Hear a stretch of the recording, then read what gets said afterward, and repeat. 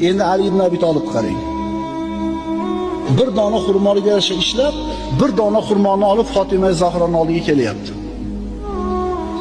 Yo'lda birov Alloh uchun bir narsa bering deyapti. Allohning nomini o'rtaga qo'ygan uchun Ali roziyallohu anhu berdi. Chunki ishonchi aniqda Alloh uchun bersa qaytishi.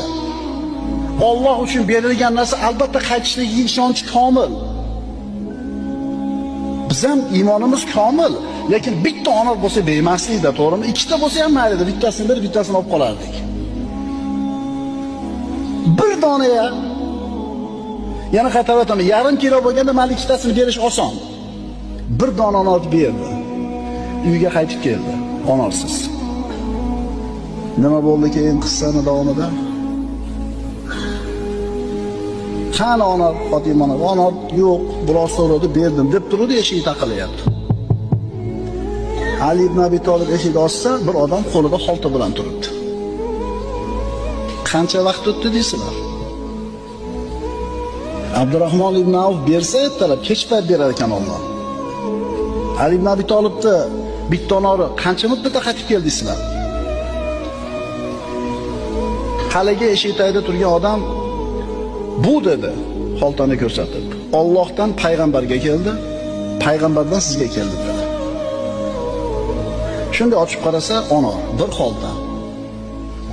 To'xtab turib, ochib sanadi. 9 ta. Qancha deyilgan?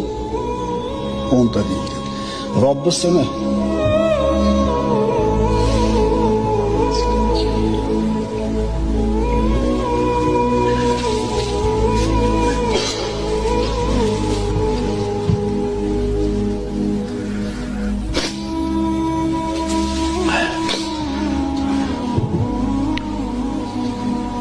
Robbisini va'dasiga ishonchi shu darajada komilki, 10 ta bo'lish kerak.